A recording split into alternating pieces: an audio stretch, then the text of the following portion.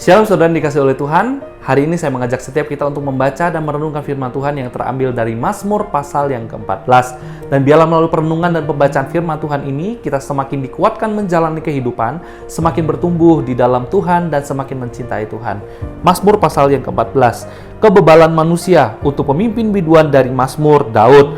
Orang bebal berkata dalam hatinya, tidak ada Allah.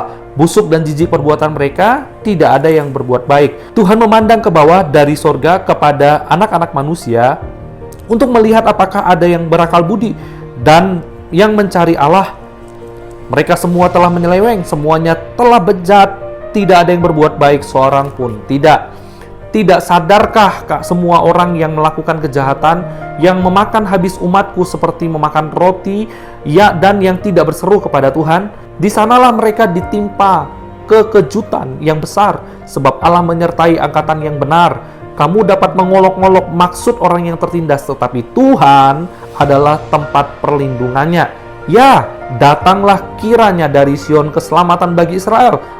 Apabila Tuhan memulihkan keadaan umatnya, maka Yakub akan bersorak-sorai, Israel akan bersuka cita. Diberkatilah setiap kita yang selalu membaca firman Tuhan dan merenungkannya dalam kehidupan. Setelah di zaman sekarang ini, kita mendapati bahwa dosa telah dikecilkan maknanya dengan berbagai istilah, seperti misalnya, ya dosa itu sama dengan kesalahan atau kekeliruan, bahkan kekilafan lah.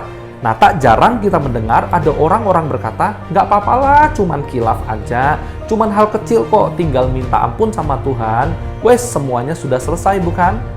Saudara, tidak mengherankan jika di sana-sini banyak berita mengenai berbagai tindakan manusia yang tidak segan untuk mengorbankan sesamanya demi memuaskan nafsu dan kepentingan diri sendiri. Nah, saudara yang dikasih oleh Tuhan, apa yang terjadi hari ini sesungguhnya sudah digambarkan oleh Daud dalam Mazmur pasal 14 ini. Dunia dipenuhi oleh angkatan yang tidak mengenal Allah. Orang-orang seperti itu disebutnya sebagai orang bebal.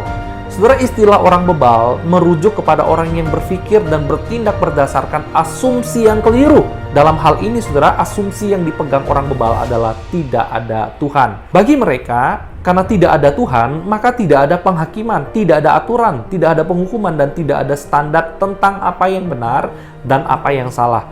Saudara, akibat pemikiran seperti ini adalah membuat kehidupan yang penuh dengan kebusukan dan kejijikan, serta ada penyelewengan dan kebejatan, saudara, di hadapan Allah. Nah, saudara, semua ini digemakan kembali oleh Rasul Paulus di dalam Roma pasal 3 ayat 10-12 tentang keadaan kehidupan manusia yang berada di bawah kuasa dosa. Saudara, Mazmur ini tidak hanya meratapi kehidupan orang-orang bebal seperti ini, tetapi juga orang-orang fasik. Mereka mengaku dengan mulutnya percaya bahwa Allah itu ada, tapi sikap hati dan sikap hidupnya tidak sama dengan percaya kepada Tuhan. Mereka berkata percaya ada Tuhan, tapi hidupnya tidak punya Tuhan. Saudara, Daud juga menggemakan orang-orang seperti ini adalah orang-orang yang jahat. Lalu bagaimana dengan umat Allah? Setelah mengawali dengan perenungan mengenai orang bebal, pemazmur ini mengakhiri dengan gambaran mengenai angkatan yang benar, saudara. Ada angkatan yang benar di ayat yang kelima, saudara.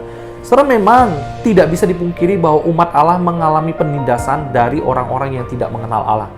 Akan tetapi, Daud mengingatkan bahwa ada penyertaan Tuhan atas mereka yang mencari Tuhan. Artinya ada janji. Nah, saudara, benar bahwa mereka itu ditindas, tetapi Allah menjadi tempat perlindungan bagi mereka. Mazmur ini menjadi sumber penghiburan dan penguatan bahwa pada akhirnya orang bebal itu akan mengalami kekejutan yang besar dari Tuhan atau hukuman. Dan Allah akan memulihkan keadaan umatnya yang benar, orang yang percaya kepadanya. Oleh karena itu, tetaplah mencari Dia dan hiduplah benar di hadapan Tuhan. Karena percayalah, dengan kita hidup benar di hadapan Tuhan, Tuhan akan melihat itu. Tuhan akan mendengarkan setiap kita. Saudara, memang ada banyak orang yang bebal, ada banyak orang yang tidak takut akan Tuhan, tapi seolah-olah hidupnya baik. Tetapi jangan melihat itu, saudara. Yang kita lihat mesti adalah Tuhan yang baik, Tuhan yang benar. Tuhan yang baik dan Tuhan yang benar itu akan menjaga dan memelihara orang yang sungguh-sungguh bergantung dan mencari Dia setiap hari. Sebab itu, saudara, mari kita belajar untuk takut sama Tuhan, hidup menyerupai Tuhan, yaitu kita menyenangkan hati Tuhan. Dengan apa? Dengan kita hidup kudus, dengan kita hidup dalam tuntunan Tuhan, dengan kita hidup dalam hukum-hukumnya Tuhan. Karena kalau kita menjadikan Tuhan dalam hidup kita, maka kita harus menjadi orang-orang yang hidupnya takut akan Tuhan, mempertimbangkan segala sesuatu dengan nilai kerajaan sorga. Tuhan memberkati setiap kita. Mari kita berdoa. Bapa di dalam sorga, terima kasih untuk firman-Mu yang kembali menguatkan kami. Hamba berdoa bagi setiap orang yang sudah menerima pesan firman ini, Tuhan berkati mereka, kuatkan hati mereka, tolong mereka untuk terus berjuang dalam kehidupan yang kudus, sehingga nama Tuhan boleh dimuliakan. Terima kasih, dalam nama Tuhan Yesus kami berdoa. Amin. Tuhan memberkati kamu, Tuhan sayang sama kamu.